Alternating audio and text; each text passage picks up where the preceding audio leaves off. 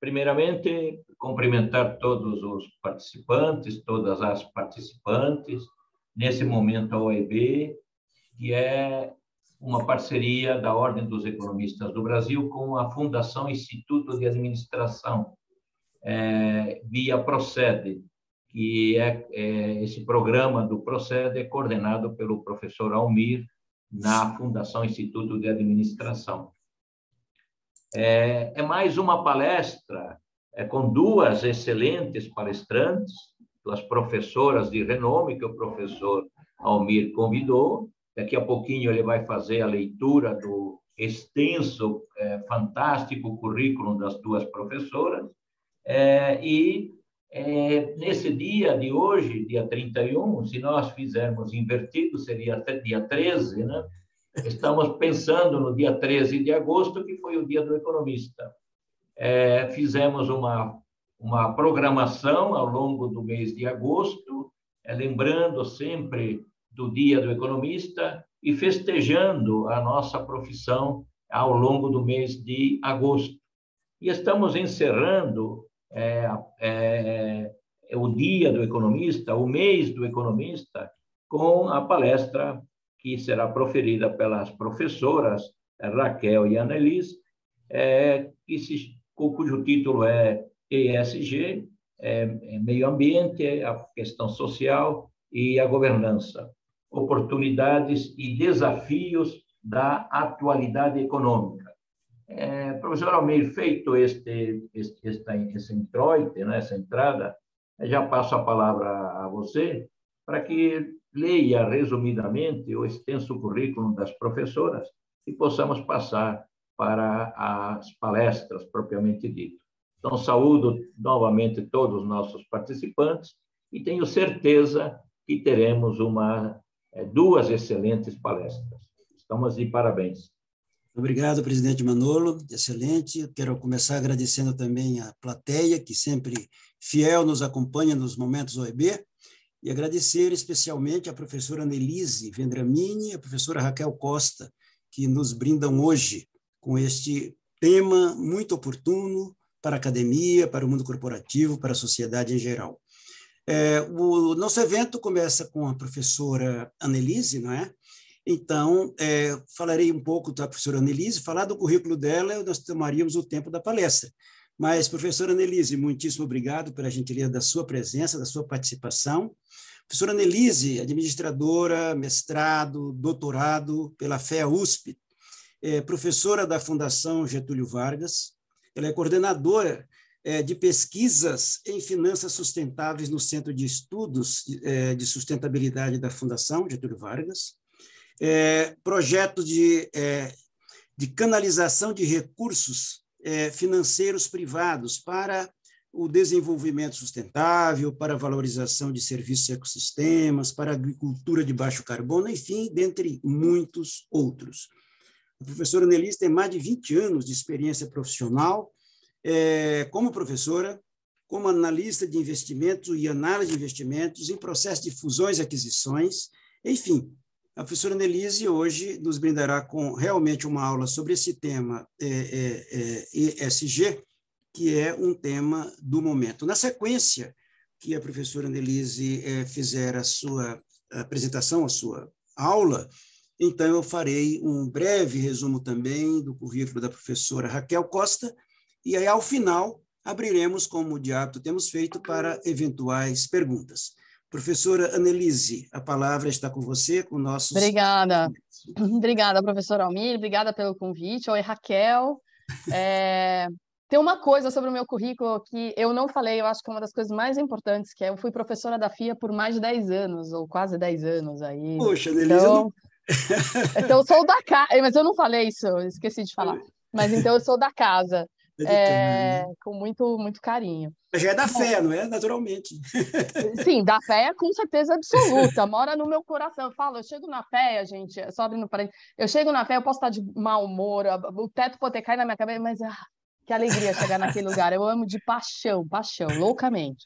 E fui professora da FIA também. Mas, enfim, não estamos aqui para falar nem de fé, nem de FIA, nem de EV, nem de lugar nenhum, estamos aqui para falar de ESG. Então, eu gostaria de agradecer o convite e dizer que eu preparei a minha apresentação. Eu tenho 20 minutos, vou até ligar aqui o meu cronômetro para não me perder. Eu organizei minha apresentação em torno de 4 perguntas. Eu quero responder 4 perguntas para vocês. A primeira é o que é ESG. A segunda é por que não é uma moda. A terceira é quais são os fundamentos econômicos por trás dessa discussão, ou há fundamentos econômicos. E a quarta pergunta é qual é o tamanho desse mercado e quais são as oportunidades que a gente pode olhar, né, sob o ponto de vista econômico-financeiro para esse mercado. Então, vamos lá. O que é ESG? ESG, bom, até as pedras já sabem, hoje em dia, né, que ESG é a consideração de questões econômicas, questões ambientais, sociais e de governança nas decisões de investimento. Econômicas, claro, sempre foram consideradas, né? Mas nas questões, o ESG não é um tema recente sob esse ponto de vista, então assim, essa definição que eu estou dando é uma definição bastante restrita. Então é a consideração de aspectos ambientais, sociais e de governança nas decisões de investimento. Isso não é novo. Fazer considerações de cunho extrafinanceiro, né, coisas que nada tem a ver com retorno econômico-financeiro, ou, enfim, risco, volatilidade, isso não é novo na história das finanças. A gente pode voltar aí há séculos e a gente já vai ter registro de pessoas preocupadas com questões religiosas, questões éticas, enfim, para onde o seu dinheiro está indo, né? O que é novo, então, no ESG? É talvez a sistematização dessas preocupações, em primeiro lugar. Em segundo, em torno de uma sigla, em torno de uma forma de pensar. Em segundo lugar, a novidade talvez esteja em ir além de questões religiosas. Então, aqui deve ter gente que conhece de finanças islâmicas, por exemplo, né? Onde questões de não considerar juros, que é a lei de Sharia, isso sempre teve presente. A gente vai ter os Quakers, o Church of England, lá no começo da virada do século XX, preocupado o que o dinheiro dele estava financiando. Então, como eu disse, isso não é novo, mas muito, muito originalmente ligado a temas religiosos, éticos, né? E quando a gente vai para o ESG, tal como ele se apresenta hoje, a gente está olhando para questões que vão muito além de questões éticas religiosas e trazem temas que são técnicos, que têm aspectos muito técnicos envolvidos nessa consideração de aspectos ambientais, sociais e de governança nas decisões de investimento. Então, eu costumo dizer que é o óculos que o investidor usa na hora de tomar a decisão, né, junto com um conjunto de outras coisas que ele usa para tomar sua decisão de investimentos. Então, aqui nós já temos um dos 2 pontos que eu gostaria de ressaltar sobre o ESG. Esses 2 pontos são, primeiro, que não existe um jeito único de se fazer ESG, né? Então, primeiro, como não existe só um tipo de investidor, existem fundos de pensão, existem as empresas de seguro que têm suas reservas e precisam fazer a alocação das suas reservas, existem os fundos nacionais, existem o investidor pessoa física, enfim, family offices, existe uma multiplicidade de investidores com multiplicidades de estratégias de investimento.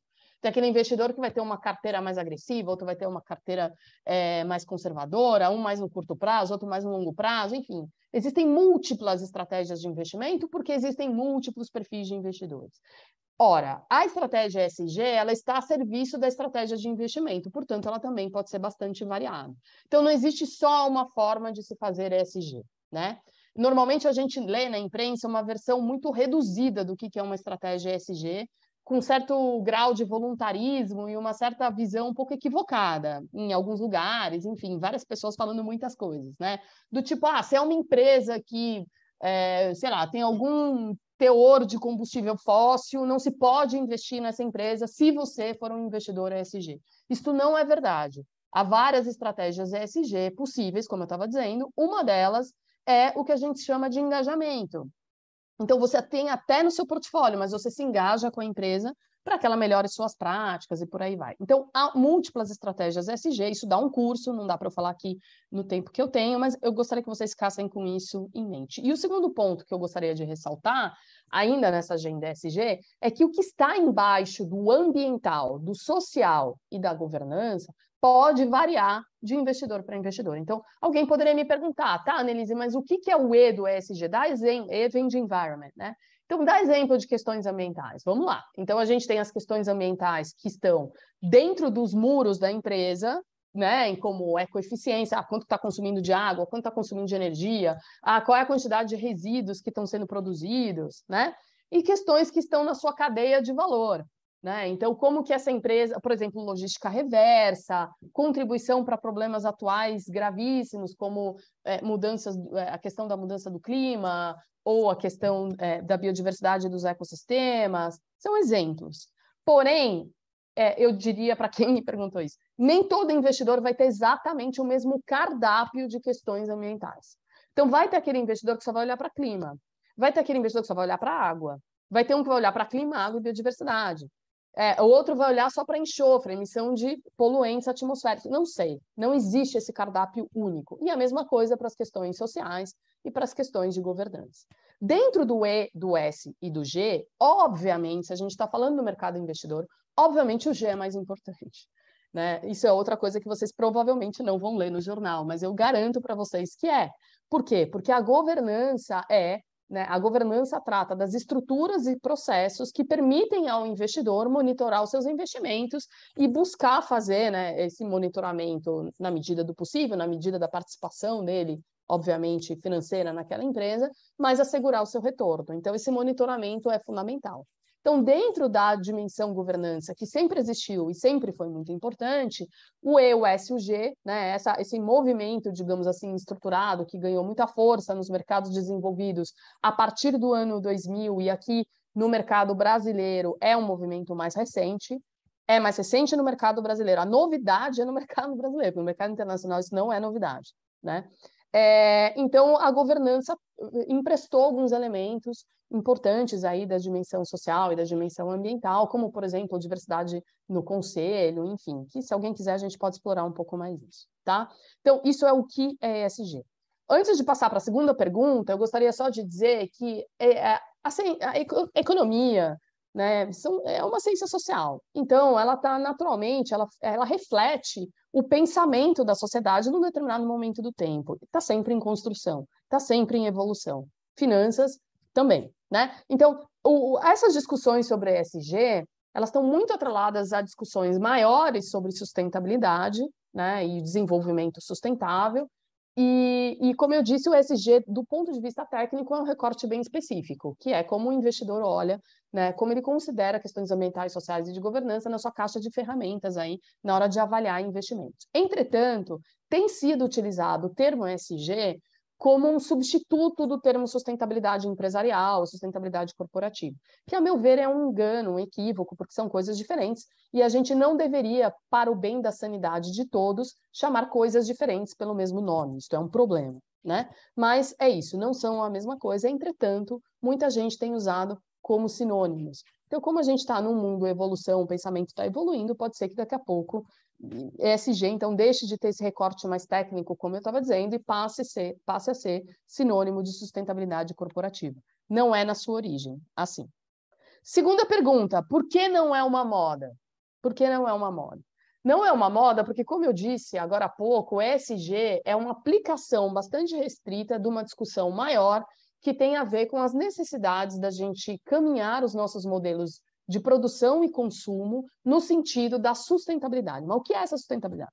Bom, sustentabilidade é, de uma forma bastante simples, e para uma plateia de economistas vai ser fácil as pessoas entenderem, é a gente viver dos juros e não do principal, né? Ou seja, olhando os ecossistemas, falando agora sobre um ponto de vista ambiental, é a gente viver dentro do que a gente mais tecnicamente chama de capacidade de carga desses ecossistemas, a capacidade dos ecossistemas de nos suprirem com uma série de serviços ecológicos que eles nos mantêm, né? Mas a gente, com crescimento populacional, crescimento econômico, enfim, esse modelo de produção e consumo que vem principalmente a partir da Revolução Industrial, levou a um excesso, né? A gente a passar a consumir o principal, né, de alguns desses ecossistemas, colocando em risco a manutenção das condições ecológicas que permitem a vida humana no planeta. Isso sob o ponto de vista ambiental. Sob o ponto de vista social, a gente está falando de questões que estão aí no domínio da ética e no domínio de questões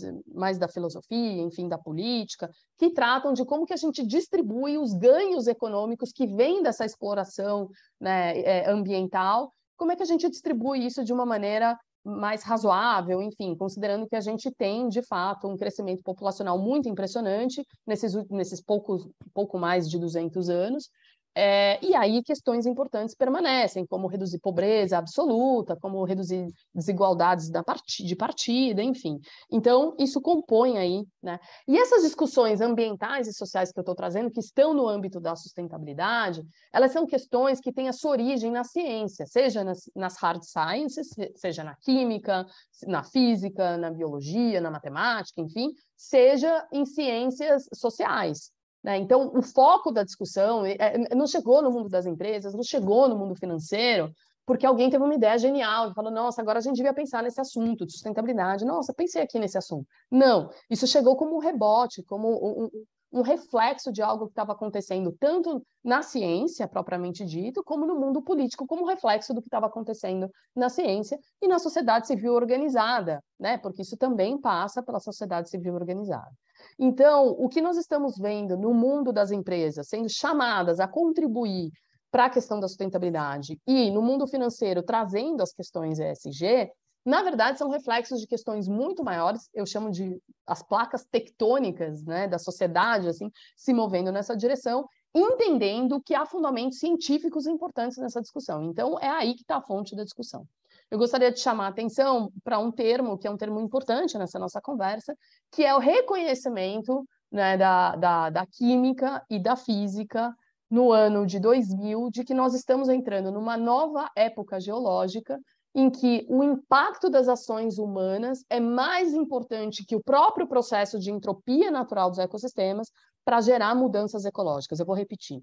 O impacto das ações humanas é mais importante para gerar mudanças ecológicas do que a própria entropia dos ecossistemas. E a essa nova época geológica se deu o termo antropoceno. Quem criou esse termo? Não foi o Greenpeace, não foi o WWF. Quem criou esse termo foi um prêmio Nobel de Química, ao fazer, junto com um colega, ao fazer, como eu disse, análise de carbono no solo, avaliar como esses ecossistemas estavam evoluindo ao longo das décadas e notar essa aceleração do processo de entropia muito causado pela ação humana. Então, eu quero fechar dizendo que não é uma moda, porque não surgiu nem na empresa, nem no departamento de marketing, nem no cara da BlackRock, que todo mundo cita loucamente, não foi com eles que a coisa surgiu. Eles estão só, de certa forma, respondendo a uma demanda que é muito maior do que essa e está em outros lugares, e, portanto, como há uma base de verdade nisso, e essa verdade está na realidade, né, ela não está num mapa mental, ela está na realidade, não é uma moda. Esse é o ponto 2. Ponto 3, bom, tá, tudo bem, mas há fundamentos econômicos no estudo que você está falando, né? Para nós que trabalhamos em empresas com decisões de investimentos e tal, onde que está o fundamento econômico? Bom, eu gostaria de me concentrar, então, em 2 aspectos. O primeiro aspecto é da gestão de riscos. Então, se tudo isso que eu estava dizendo para vocês, então, essa aceleração do processo de entropia ser causado pela ação humana, se isso é verdade, né, e até agora o que a produção científica tem nos mostrado é que não tem nada que refute essa hipótese, então, se isso é verdade, a gente está falando que realmente o sistema de produção e consumo vai ter que mudar.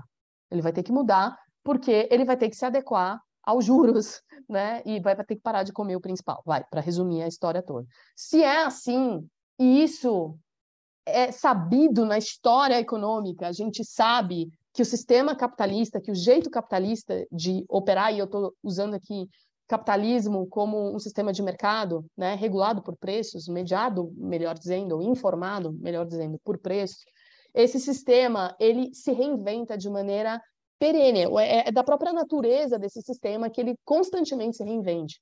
Não é o que o Schumpeter, a gente sabe, chamou de destruição criativa. A destruição criativa, o que que é? É o próprio sistema se reinventando de maneira constante, porque ele traz na sua essência a semente da inovação que vai trazer a nova onda, né, desse sistema, a nova onda de inovação que vai acabar com a onda anterior. Então, isso é da natureza do sistema capitalista. E o que a gente está é exatamente num processo de destruição criativa, porque nós vamos ter que nos adequar, isso é um fato. Eu costumo dizer assim, quando começa aquela conversa, não, mas tem mudança do clima, não tem mudança do clima, porque é isso, porque é aquilo, não importa. Para quem trabalha com negócios, não importa. Está aí, do ponto de vista econômico, A gente já tem mais de 40 países no mundo com sistema de precificação de carbono, a gente já tem uma discussão muito séria no Senado americano para aprovação e na União Europeia para você ter ajuste de fronteira, né, relacionado a carbono, só para dar um exemplo. Quer dizer, do ponto de vista econômico, já existem fatos econômicos que justifiquem que a gente olhe para isso com muita atenção do ponto de vista de gestão de risco. Então, eu não vou entrar aqui no dá retorno, não dá retorno, porque essa é uma pergunta errada. É como fazer a pergunta assim, de que queijo é feito a lua? É a pergunta errada. A pergunta não é se dá retorno ou não dá retorno. Porque é a mesma coisa que perguntar, inovação dá retorno? Marketing dá retorno? Bom, não sei, se você fizer direito dá retorno, se fizer errado não vai dar retorno. Então é isso, não dá para dizer sustentabilidade dá retorno, não dá retorno. Depende, que sustentabilidade, em que condições e tudo mais. Então a gente precisa ter muito cuidado com essas perguntas. Agora, do ponto de vista de gestão de riscos, faz todo sentido, porque você pode estar operando um negócio com bases que vão ser rapidamente obsoletas, do ponto de vista tecnológico, do ponto de vista de como o consumidor enxerga o seu produto e tudo mais. A gente não pode esquecer que a gente está vivendo, talvez pela primeira vez na história humana, a gente está vivendo no mundo com 5 gerações coabitando o mundo, né? Desde os baby boomers até a geração alfa agora, que é a geração mais recente, né? E essas 5 gerações têm modelos mentais completamente diferentes, e dessas 5, 4 já fazem parte do mercado de consumo e do mercado de trabalho. Então, isso é risco para quem está operando um negócio, se não souber dialogar com essas gerações, com as suas perspectivas e a sua visão de mundo. Muito bem. O segundo ponto que eu queria trazer sobre os fundamentos econômicos é que é óbvio, se eu estou falando de destruição criativa, se eu estou falando de inovação, eu estou falando do quê? Eu estou falando de oportunidade também. Eu estou falando de a empresa se reinventar, atender novos mercados, enfim, novas demandas que vão surgindo. Como eu falei, as 5 gerações estão aí, essas gerações têm perfis de consumo completamente distintos, né? Então, aí também há um mapa de oportunidades. Algumas estão mais fáceis, outras mais difíceis, mas não olhar para isso é, de fato, ter miopia estratégica, né? Então, essa é a terceira pergunta. E a quarta pergunta, para terminar, qual é o tamanho desse mercado? É um mercado relevante? Bom, é difícil a gente mensurar isso, então eu vou usar a pesquisa que o mercado usa como referência, que é uma pesquisa que é feita a cada 2 anos e que procura levantar, então, qual é o tamanho do mercado investidor associado a temas ambientais, sociais e de governança. Este mercado, hoje, ele representa 1/3 de todos os assets under management no mundo. 1/3 é um valor considerável. E é um mercado que só cresce. Então, se a gente olhar nos últimos 10 anos, né, o crescimento é impressionante. Então, essas são 2 informações que eu acho importante, né? A do crescimento e quanto ele representa hoje, 1/3 do mercado. Então, deixar de fora, olhar para 1/3 do mercado, me parece uma decisão que precisa ser muito bem fundamentada, né? E isso soma 35 trilhões de dólares, de acordo com o Global Sustainable Investment Alliance, que faz essa pesquisa, que é chamada Global Sustainable Investment Review, a cada 2 anos. No Brasil, bom, o nosso mercado de capitais é um mercado relativamente pequeno, ele representa aí cerca de 50% do PIB. Nos países desenvolvidos, o mercado de capitais, às vezes, supera 100% do PIB, então a gente tem um mercado deprimido em relação a outros mercados onde o tema ESG é relevante, mais relevante, talvez até do que no mercado brasileiro. Esse é um tema que chegou no mercado brasileiro muito puxado pelos investidores estrangeiros, muito puxado pelos institucionais estrangeiros, principalmente os fundos de pensão, né? E na pandemia da Covid, por várias razões, esse tema ganhou relevância no mercado doméstico. Entretanto, né, ele ainda continua sendo um assunto mais nichado, ainda mais focado para os investidores institucionais, family offices e tal. A gente não vê o investidor de varejo no Brasil ainda puxando esse assunto, como não vê no mundo todo também. Tá? Então, nessa mesma pesquisa do Global Sustainable Investment Review, a gente vê que 75% da demanda por questões ESG, assuntos ESG, vem dos investidores institucionais e só 25% vem dos investidores de varejo. Aqui no Brasil é pior ainda essa divisão, essa proporção, porque o investidor brasileiro, ele ainda está... A gente tem que lidar com o Brasil, né, gente? O Brasil é uma questão bem complicada, digamos assim, ainda mais se você está no mercado investidor. Mas como tendência, vem crescendo, né? Vem ganhando bastante relevância. Eu falei muito do mercado investidor e me concentrei aqui um pouco em mercado de ações, que é onde esse tema é mais propício, digamos assim. Porém, o mercado de dívida corporativa é um mercado que também vem se interessando por esses temas. Globalmente, é um mercado que também só cresce, já ultrapassou a marca aí de US$1 trilhão, né? O mercado de dívida corporativa com questões ESG.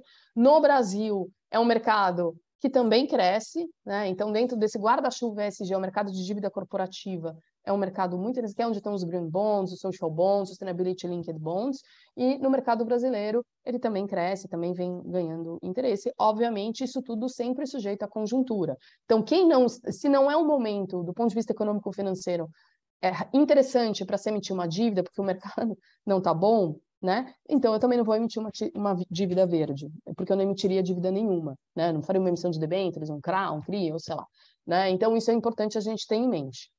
E com isso, eu gostaria de encerrar, então, dizendo que, como eu falei, veio para ficar, não é uma moda, requer algumas coisas específicas do movimento, digamos assim, ESG, é que a empresa ou quem está se envolvendo com isso tenha sempre preocupação com transparência e credibilidade, né, das coisas que estão sendo ditas. Então, precisa auditar, precisa trazer terceira parte para... Eu costumo dizer que, assim, eu vou terminar aqui com essa pérola de sabedoria do interior de São Paulo, né? Que antes a gente dizia assim, tem que matar a cobra e mostrar o pau, né? No movimento da sustentabilidade, é assim, você não mata a cobra, porque, nossa, né, já não pode matar a cobra. Mas se você fosse matar a cobra, você teria que matar com um pau de madeira certificado e trazer um auditor para ter certeza que a madeira é certificada e que você, de fato, matou a cobra. Né? Então, essa preocupação com credibilidade, com transparência, é muito importante e tem crescido, né, cada vez mais, porque, enfim, ao mesmo tempo em que cresce o interesse por ESG, cresce também o medo de que esses claims, né, de que esses atributos relacionados a ESG, tanto por parte das empresas como por parte da indústria de fundos e da indústria financeira, sejam falsos, né? Ou parcialmente verdadeiros, que é tão ruim quanto ser completamente falso. Então, que é o greenwashing, o famoso greenwashing. Então, o monitoramento, o relato e verificação, que é esse processo de transparência e credibilidade, ele é fundamental. Então, com isso, eu passo para a Raquel, que vai nos ajudar dando um zoom in aí nessa discussão em alguns temas que são muito importantes e muito caros para a agenda ESG. Obrigada, professora. Parabéns, excelente. Muito obrigado, grande professora Annelise Vendramini. Antes de dar a palavra para a professora Raquel, eu gostaria só de fazer um breve resumo do currículo da professora Raquel, que também é graduada em administração pela Fundação Getúlio Vargas, com mestrado em finanças pela nossa gloriosa FEA-USP, o professor Vanolo, para nosso Gáudio, né? Especialista em finanças sustentáveis, com ampla experiência em investimentos sustentáveis e análise ambiental, social e de governança, experiência no mercado financeiro com diversas instituições financeiras por onde passou, instituições nacionais, instituições internacionais, sempre integrando o ESG em diferentes classes de ativos, classes de investimentos, digamos assim. E especialista em finanças do PNUD, onde opera atualmente, Programa das Nações Unidas para o Meio Ambiente, é especialista em finanças, principalmente no segmento de florestas e agricultura. Professora, também professora da FIA, muito obrigado, professora Annelise, por ter lembrado, né? Foi uma falha nossa não ter lembrado, a professora é colega da casa, não é? Professora Raquel também é colega da casa, professora da FIA, e que nós agradecemos muito, professora Raquel, por sua gentileza de ter aceito esse nosso convite e estar aqui conosco, nos brindando com sua palestra. Obrigado, professora. Imagina. O microfone está contigo. Obrigada. Bom, primeiro, obrigada, professor Manolo, pelo convite, pelo professor Almir, professora Selma, que também está aqui, e é um prazer e sempre uma dificuldade falar depois da Annelise, porque ela é muito clara e para mim sempre é uma aula ouvi-la, é sempre muito bom. Eu preparei alguns slides, eu só queria antes, enquanto eu começo a colocar aqui, corrigir o professor Almir, que falou PNUD. O PNUD é um outro programa das Nações Unidas, que é para desenvolvimento. Eu trabalho hoje para o PNUMA, que é o de meio ambiente. Desculpe, PNUMA, exatamente. Obrigado, professora. E também PNUMA. Sou professora na disciplina de Economia e Biodiversidade da FIA, que o professor falou. Eu acho que vocês já veem o meu slide, deixa eu botar aqui de uma forma com que eu consiga passá-lo. Sim. Então, acho que a Annelise trouxe muitos pontos que eu vou conseguir traduzir e mostrar aqui para vocês alguns pontos que ela falou. e trazer outros assuntos, né, que são, né, dar um zoom in em alguns pontos do ESG. Então, vou falar primeiro sobre gestão de riscos ESG, e aí depois entrar um pouco em tendências, falando de mecanismos financeiros inovadores e soluções baseadas na natureza. Quando a gente está falando de gestão de riscos ESG, acho que a Annelise já foi muito clara, mas eu quis aqui lembrá-los. Então, quando a gente está falando disso, a gente está pensando em as organizações, né, as assets, as instituições financeiras, terem suas políticas, processos e procedimentos que vão incluir as análises socioambientais e de governança na tomada de decisão de investimento. E aí tudo isso é conhecido como investimentos responsáveis. Eu acho que ficou muito claro na fala da Annelise, e é bom a gente lembrar aqui que a gente está falando de ESG, a gente está, sim, hoje em dia falando do mundo dos investimentos.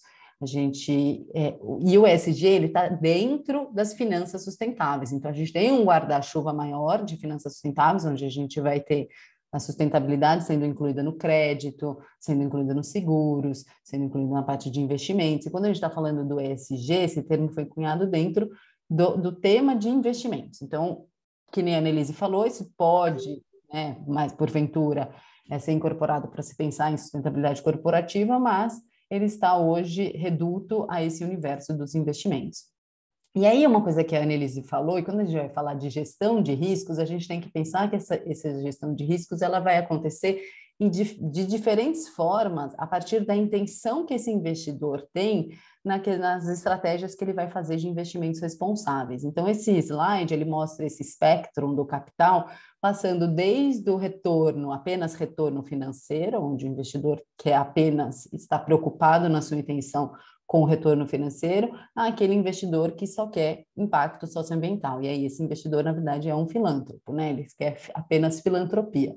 E aí temos diferentes estratégias aqui, que a partir dessas diferentes estratégias eu vou ter diferentes formas de fazer a minha gestão dos riscos ESG. Que nem a professora Annelise falou, não existe uma linha, uma metodologia exata, né? Isso é de cada investidor. E, então, explicando em breve o que é cada uma dessas estratégias, a gente tem desde o screening positivo, negativo, até o investimento de impacto. Então, o que é o screening negativo, ou em português, filtro negativo? É quando você tem o seu universo de investimento e você exclui já desse universo certos setores, usualmente os mais controversos, como tabaco, bebidas, armamentos, que vêm lá desde o princípio, os mais, né, esse seriam dos primeiras estratégias que foi comentado pela Annelise, dos fundos religiosos que estavam preocupados em financiar a guerra, por aonde que vai o meu dinheiro. Então, essa ideia de excluir do meu universo empresas que estão atuando nesses setores. Então, essa é uma forma de você fazer uma estratégia de investimento responsável. A outra forma é fazer o filtro positivo, ou screening positivo, é onde você prioriza as companhias que possuem melhores práticas no âmbito da sustentabilidade. Aí você pode fazer isso de duas formas, através de estratégias onde você vai ter fundos temáticos ou best in class. Os temáticos é quando você, no seu universo de investimentos, vão ter só empresas de um certo tema, por exemplo, agricultura sustentável ou energias renováveis, temas tidos como melhores práticas de sustentabilidade. Então, você vai ter um fundo exclusivo e temático para isso. Já no Best in Class é quando você seleciona as melhores empresas sobre uma performance relativa que ela tem às demais empresas daquele mesmo setor, uma performance socioambiental e de governança. Aqui no Brasil, os fundos Best in Class, né, que se dizem Best in Class, são muito mais a partir do universo de investimento como um todo, e não apenas daquele setor, porque, como a Annelise falou, a gente tem um mercado acionário pequeno, é muito difícil você fazer um fundo só de um setor específico e conseguir, né, formar uma boa carteira com um bom retorno investindo em apenas um setor. Integração ESG é quando você, então, não exclui e nem prioriza nenhum setor. É quando você, de fato, vai olhar as informações ESG e vai compor isso, trazer isso para aquele comitê de investimento como uma informação, subsídios a mais que vão compor junto com aquelas informações econômico-financeiras para você tomar a melhor decisão de investimento para aquele fundo. Então, a integração é, de fato, você integrar as questões ESG ao seu processo já habitual de tomada de decisão de investimento. E depois a gente tem o ativismo acionário, o engajamento, que é quando você tem uma participação ativa em assembleias ordinárias, extraordinárias, ou outras iniciativas para engajar as empresas a respeito de temas ESG, que é muito o que a BlackRock faz, né? Porque como ela é uma grande gestora de fundos passivos, né? Então ela não consegue desinvestir assim tão fácil, porque ela investe de forma passiva, ela faz a estratégia do engajamento, do ativismo acionário. Então, essa é uma estratégia de investimento responsável da BlackRock. E aí, por fim, o investimento de impacto, aquele que mais está próximo da filantropia, que é quando você faz um investimento direto em empresas de capital fechado, que tem por objetivo solucionar algum problema socioambiental. Então, acho que ficou claro essas estratégias, né? Mas a gente pode conversar sobre isso. E aí, dentro dos investimentos responsáveis, então, como eu comentei, a gente tem os fundos de investimento, né? Os best in class, por exemplo, podem ter fundos que são mulheres na liderança, ETFs de índices de sustentabilidade, e a gente tem também outros instrumentos financeiros que são os rotulados, que a Annelise comentou, que são instrumentos que têm adicionalidade socioambiental, que são os Green, Social e Sustainable Bonds, os Sustainability Linked Bonds. Para quem não sabe, quando é esse Linked Bond, Sustainability Linked, é quando você põe uma meta socioambiental, e às vezes a taxa de juros daquela debênture, daquele bond, enfim, vai ser atrelada ao atingimento daquela meta. Então, a sua taxa de juros pode reduzir caso você atinja, ou pode aumentar caso você não atinja. São mais ou menos ideias como essas para esses tipos de instrumentos. E, por fim, os Blended Finance, que aí eu vou entrar mais adiante para explicar um pouco sobre esses novos instrumentos que estão aparecendo mais fortemente no mercado brasileiro. Já tem bastante fora do Brasil, também não é tão novo assim como Green Bonds não são tão novos, mas ainda são considerados como instrumentos inovadores. Green Bonds começaram a aparecer em 2009, mas mesmo assim ainda, né, muito falado agora como se fosse algo do momento, mas ainda considerado como instrumentos inovadores. E aí, então, eu trouxe aqui, só para tentar tangibilizar tudo isso que é esse ESG, né, essa discussão toda, para ficar mais claro, enfim, se você tem um trabalho para uma asset, quais são essas etapas para fazer a gestão de riscos? Então, em primeiro lugar, a governança tem que ser feita, né, você vai ter lá a sua política de investimentos responsáveis. Depois disso, a segunda etapa é fazer um estudo da materialidade setorial, que era um pouco o que a Annelise vinha dizendo, em olhar, né, a relevância de certos assuntos para aquele investidor. Então, tem o ponto de você olhar a relevância das questões ambientais, sociais, que são extremamente importantes para aquele setor, mas, além disso, tem a sua estratégia de investimento aí por trás. Então, talvez para você seja mais importante olhar para clima, para aquele setor é importante para você, e você considera ainda mais importante. Então, são questões como essas que vocês devem ser feitas a partir desse estudo da materialidade setorial. Uma terceira etapa, a gente está falando de análise das questões socioambientais a partir dos relatórios e reuniões com as empresas. Então, depois que você tem o seu estudo, você vai, né, no seu dia a dia, conversar com as empresas. E uma quarta etapa é você avaliar essas informações. Então, após essa coleta, você vai depois avaliar de uma forma ou qualitativa para incorporar na sua tomada de decisão. E aí, no próximo slide, eu vou trazer a diferença que tem na forma quanti e quali. Por fim, você vai fazer os seus planos de engajamento e monitoramento daqueles pontos de alerta que você identificou na sua análise. No caso da metodologia, então, que pode ser tanto quanti como quali, o que diferencia uma da outra? Quando você vai fazer uma avaliação quanti, é quando você tenta incorporar isso na sua projeção de fluxo de caixa ou no seu cálculo de valuation. Então, lá na hora que você vai fazer a sua projeção, você vai incluir linhas de custos e receitas que estejam, né, ligadas a iniciativas socioambientais da empresa. Então, não é simplesmente uma linha de receita, você tem que quebrar essa linha de receita, ela é mais complexa, e por isso é mais difícil você encontrar casas que façam uma análise quanti, porque você pode ter dupla contagem, né? É difícil você separar tanto assim a receita, as empresas geralmente não separam também os custos. Mas tem casas que vão nessa linha de detalhe e tentam fazer suas projeções dessa maneira. Uma outra forma também é você fazer uma ponderação do custo de capital com base no score SG. Então, por isso que eu falei as metodologias são EO, Quant e Quali, porque essa ponderação ela está muito ligada a você também fazer uma análise quali das informações ESG. O que é essa informação quali? Você vai sistematizar todas as informações que você coletou com as empresas por meio de um questionário, você vai ponderar seu questionário vai ter notas para cada uma das perguntas e você vai fazer um ranqueamento das empresas, montando ali o seu score ESG. Então, a partir do final, onde você deu uma nota, como se fosse uma nota de crédito, quando você vai fazer uma avaliação de crédito de uma empresa, no final você sai com uma nota também, você vai saber se é AAA, né? Enfim, vai fazer a sua nota de crédito, você vai ter uma nota do socioambiental. E aí algumas casas vão lá e falam, bom, se essa minha nota é X, né, duplo B, eu vou dar né, eu vou diminuir aqui o meu custo de capital, ou eu vou aumentar o meu custo de capital por conta dessa empresa tá assim ou tá assado. Então, essa é mais ou menos a ideia. Eu fechei esse primeiro bloco, né? Eu estou de olho aqui no tempo, e eu queria só falar um pouco sobre as tendências. Então, como a Annelise falou, e como está muito claro para todo mundo, virou um boom esse assunto, né? Acho que a pandemia mostra para a gente que virou um boom.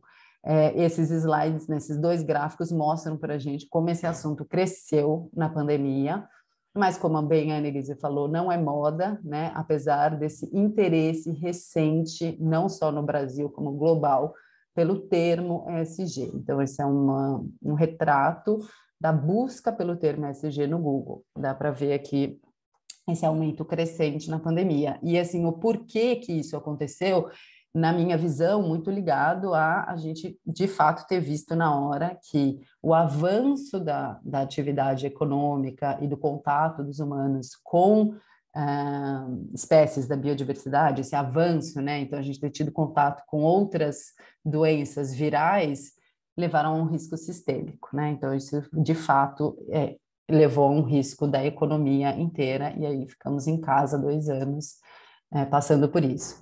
Ainda sobre essa ótica de demandas e tendências, só para suportar em números aqui o que a Annelise falou, então a Annelise trouxe, né, esse dado do Global Sustainable Investment Alliance, que então dá para ver, né, vocês conseguem ver de 2016 para 2020, que houve um 55% foi o crescimento de AUM, né, dos Assets Under Management e investimentos responsáveis no mundo. Nesse mesmo relatório, há uma quebra pelos mercados. Não aparece o Brasil pela pouca relevância que tem, e também por ainda a gente não ter aqui no Brasil um braço de SIA olhando para esse assunto. Mas a gente pode ver que Europa e Estados Unidos são os mais relevantes mercados que têm estratégias de investimentos responsáveis. Se vocês pegarem os relatórios anteriores, vocês verão que Japão passa de 1% lá em 2016 para 8%, então esse número cresceu bastante no Japão, e até os Estados Unidos também veio crescendo bastante ao longo desses anos que os relatórios foram sendo publicados. Outro ponto é a gente olhar para o Brasil, olhando para o PRI, né? A evolução dos signatários. O PRI é também uma agência, quer dizer, é uma instituição ligada às Nações Unidas, a UNFPA, né? Um braço que olha para instituições financeiras dentro do PNUMA. E hoje a gente conta com 115 signatários no Brasil do PRI, que são os princípios para investimentos responsáveis, e eles representam apenas 2,3% total de signatários no mundo. Mas houve esse crescimento, dá para a gente ver nesse gráfico ao lado, esse crescimento grande na pandemia, do interesse, né, de casas gestoras se tornarem signatárias desses princípios e começarem a incorporar e aplicar nas suas tomadas de decisões de investimento, nas suas estratégias. Bom, para fechar, eu trouxe 2 assuntos só para vocês terem aí, buscarem depois na internet, saberem mais sobre esses mecanismos financeiros inovadores que vêm crescendo bastante. Quando a gente está falando de mecanismo financeiro inovador, a definição pelo ILO, que é o International Labour Organization da ONU, ele fala que é um conjunto de soluções e mecanismos financeiros que criam formas escaláveis e eficazes de canalizar tanto dinheiro privado quanto recursos públicos para resolver problemas globais prementes. Então, a gente está falando de juntar dinheiro público e privado para resolver problemas do mundo. Isso é o que é chamado de mecanismos financeiros inovadores. E aí, quando a gente está falando disso, existem várias formas de você fazer essa inovação em diferentes tipos de mecanismos, mas eu trouxe aqui os blended finance, que são mecanismos catalíticos. E aí, quando a gente está falando de blended finance, a gente está falando de financiamento misto, né? Na tradução literal. É quando você tem o capital público ou filantrópico para estimular o investimento no setor privado. Então, o setor privado vinha sempre com a desculpa de é muito arriscado fazer esse projeto, é muito arriscado aqui. Então, vamos deixar de falar que é arriscado e vamos trazer um dinheiro para fazer um grant que vai entrar dando garantias nessa estrutura desse mecanismo, e aí você, capital privado, entra com esse dinheiro e entra nesse projeto. Então, a ideia é sempre diluir o risco e potencializar negócios e projetos com enfoque socioambiental. É sempre bom frisar que Blended Finance tem que promover o desenvolvimento sustentável, tem que promover está atrelado a algum objetivo do desenvolvimento sustentável, a gente está aí para resolver problemas globais prementes. E aí, para ilustrar isso, eu trouxe um vídeo curto, que é do Agri3 Fund, que é um fundo que o PNUMA, né, essa organização para a qual eu trabalho, ajudou a estruturar. Feeding a growing world population while reducing greenhouse gas emissions from deforestation necessitates a transition to sustainable agricultural production. The Partnership for Forest Protection and Sustainable Agriculture aims to finance this transition by unlocking $1 billion in public and private capital through partly mitigating the risk for lenders, farmers, and companies in the agricultural value chain. Now, the partnership has launched the Agri3 Fund to turn this ambition into reality. Combining capital from public donors, banks, and investors, the fund will act as a vehicle for risk sharing and technical assistance through blended finance with commercial and development banks. This way, banks will be able to finance higher environmental and social impact projects, despite a perceived higher risk. By creating a track record of projects that leads to higher market transparency, the aim is to lower perceived credit risk and the need for public capital over time. A first deal between Rabobank, the partnership, and Schaeffer Group in Mato Grosso, Brazil, will lead to a 15% yield increase, producing more on the same area thanks to improved soil profile. This technique also increases climate resilience to droughts and is replicable, reducing the need to convert more natural land into farmland. In this way, the partners contribute to a paradigm shift where business models that are based on deforestation-free, sustainable commodity and improved rural livelihood will ultimately become the new norm. We have the solutions. Now let's scale them up. Bom, eu espero que tenha ficado claro, né, essa mistura de capital e essa intenção, né, de promover, por exemplo, no caso aqui, né, esse fundo atua no Brasil, do nosso grande problema do desmatamento. E aí, por fim, só para fechar, então, soluções baseadas na natureza, esse termo SBN, ele tem cada vez mais sido falado e chegando finalmente aí no mercado financeiro. Então, quando a gente está falando de soluções baseadas na natureza, a gente está falando que são ações para proteger, gerenciar de forma sustentável e restaurar ecossistemas naturais modificados, pensando tanto no benefício do bem-estar humano quanto da biodiversidade. E aí eu trouxe também um vídeo para deixar isso mais claro do que são as SBNs e como que é um vídeo da União Europeia atuando junto com o Brasil para mostrar como são essas soluções que a gente pode trazer para resolver também problemas socioambientais, né? Às vezes parece que a gente está num beco sem saída. De um lado a temperamental mãe natureza, do outro o maligno progresso. E a gente perdida no meio desse rebuliço todo. A verdade é que as cidades não foram concebidas para resistir a todas as adversidades desse novo normal. mudanças climáticas, escassez de água, aquecimento global, poluição atmosférica, pandemias, inundações, hiperurbanização, insegurança alimentar, deslizamentos de terra. Tudo de uma só vez. Tudo ao mesmo tempo. Mas e agora? Como é que a gente resolve isso? Há mais de 10 anos, especialistas da União Europeia e do Brasil vêm trabalhando em parceria para encontrar soluções eficientes e inovadoras para que os grandes centros urbanos sejam capazes de enfrentar e superar esses novos desafios. Um trabalho de cooperação entre parceiros estratégicos, baseado na troca de experiências e tecnologias, que visa transformar cidades vulneráveis em cidades resilientes, por meio do uso de SBNs, ou Soluções Baseadas na Natureza. SBN o quê? Tem razão, ninguém entende essas siglas. Vamos explicar isso direito. Basicamente, a natureza se tornou uma fonte de inspiração e modelo para o desenvolvimento urbano, fornecendo ideias, insights e respostas criativas para que nós possamos solucionar questões críticas que afetam a qualidade de vida e a funcionalidade das cidades. Essa mudança de paradigma permitiu que a natureza servisse de inspiração para resolver problemas crônicos e estruturais em algumas cidades brasileiras e europeias. A partir dessa dinâmica de colaboração e diálogo com a União Europeia, o Brasil se credencia como um relevante ator global, capaz de exportar conhecimentos adquiridos para países com condições climáticas e urbanísticas semelhantes, fomentando parcerias, regenerando sistemas urbanos e propiciando benefícios tangíveis para a sociedade como um todo.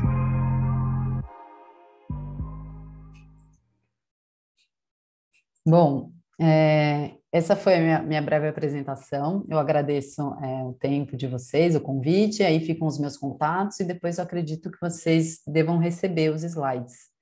Eu fico agora para a gente fazer um bate-papo de perguntas, acho que tinham várias provocações já para a professora Annelise, e eu não vi agora o chat. Obrigada. Maravilha, professora, excelente. Parabéns às professoras. Excelentes palestras, conforme estávamos inicialmente antevendo, né? Eu queria, antes de passar a palavra para as considerações do professor Manolo e declarar encerrado os nossos trabalhos, eu queria registrar a presença da diretoria da nossa OEB em peso, professor Wilson Rabai, que está presente, professora Selma, professora Maria Alejandra, e registrar nossos colegas professores, José Carlos, professora Daniela Fontana, professor Carlos Rodrigues, que também está nos prestigiando, nosso representante, como já falou, o professor Feltrin também, que é representante da OEB no Rio de Janeiro, André Vaccaro nos Estados Unidos, o Fauzi, que está sempre nos prestigiando, fez um comentário fabuloso, obrigado, Fauzi, você sempre brilhante e sempre presente. Tá bem? Eu queria pedir, então, agradecendo novamente a gentileza da professora Annelise, professora Raquel, pedir, professora Annelise, para as suas considerações e depois a professora Raquel já diretamente. Professora Annelise. Não, só reforçar um pouco aquilo que eu já falei na minha fala final, né, no encerramento da minha apresentação, que nós não estamos falando de uma moda, a gente está falando, no meu entendimento, realmente de uma nova fronteira de competitividade, porque tem a ver com inovação, tem a ver com a reinvenção do jeito que a gente produz e consome, então, portanto, tem a ver com reinvenção dos mercados, isso vai impactar o sistema de preços, já está impactando em alguns casos, então, eu acredito que, assim, a gente, como eu sou administradora, né, da ponta do cabelo ao dedão do pé, mas temos economistas aqui e tal, mas eu acredito que é responsabilidade da nossa profissão entender esse processo com muita profundidade, né, e assessorar as empresas, enfim, os bancos, os investidores, né, enfim, quem quer que seja que vocês estejam trabalhando, assessorar de como seguir este caminho de uma forma que faça sentido para todo mundo, né? Mas não tem como voltar atrás. Isso não é uma coisa que vai desaparecer, não é uma agenda. Eu sei que existe hoje nas redes sociais um debate muito grande sobre agenda política, isso é uma agenda política e tal. Tem, como tem tudo na vida, né? Porém, tem um lado técnico muito... É isso que eu gostaria de reforçar. existe um lado técnico nessa discussão e que é muito pouco discutido às vezes, né, no ambiente mais das redes sociais, ou mesmo do jornal e tal. Mas existe um lado técnico muito importante. E é esse lado técnico que eu estou dizendo para vocês que vai mudar completamente o sistema de produção e consumo. E a gente, como administradores, como economistas, enfim, nós precisamos assessorar, né, as organizações a migrarem nessa direção, sob pena de elas ficarem na velha economia, né? E aí, enfim, serem suplantadas aí por aquelas que estão já alinhadas com esse novo jeito de operar, né? Então, era um pouco isso. Maravilha, professora. Muito obrigado, professora. Excelente, excelente, excelente. Professora Raquel, para suas considerações finais também, professora Raquel. Eu só queria reforçar algo que a Annelise falou já, que esse tema está em constante evolução, né? Então, assim como uma questão técnica está sendo estudada, está sempre, né? Estamos aí, esse tema chegou agora para novas cabeças, novas mentes, com outros olhares. Eu fico muito feliz desse assunto ter tomado esse corpo todo e ter alcançado outras frentes, né? Assim, pessoas com novos olhares, porque estava um pouco enviesado, né? A gente ficava, parecia que a gente, toda vez que falava, né, Elise, antes era só para convertidos, né? A gente falava, ai, de novo, só os convertidos. E agora... É a mesma turminha, né, Raquel? Era assim, sempre a mesma turminha. Então, quando a gente fala de ESG no Brasil, eu era analista ESG do HSBC em 2013, né? Então, esse assunto, para mim, já são 9 anos que eu virei analista ESG, mas eu já trabalhava com esse assunto das finanças sustentáveis desde 2009, e a Annelise trabalhava com esse assunto antes. E aí a gente vê novas caras chegando e falando que trabalham com esse assunto há mais tempo, mas nunca estavam lá na turma dos convertidos. Mas, ao mesmo tempo, eu vejo pelo lado bom que essas pessoas trouxeram um novo olhar e conseguiram trazer um boom para o assunto no mercado brasileiro. Parabéns, ótimo, porque trouxe a gente a fazer essas novas discussões, novos olhares. Então, é um pouco disso. Eu fico muito feliz e grata da gente estar aqui hoje falando com pessoas tão ilustres nesse assunto. Obrigada.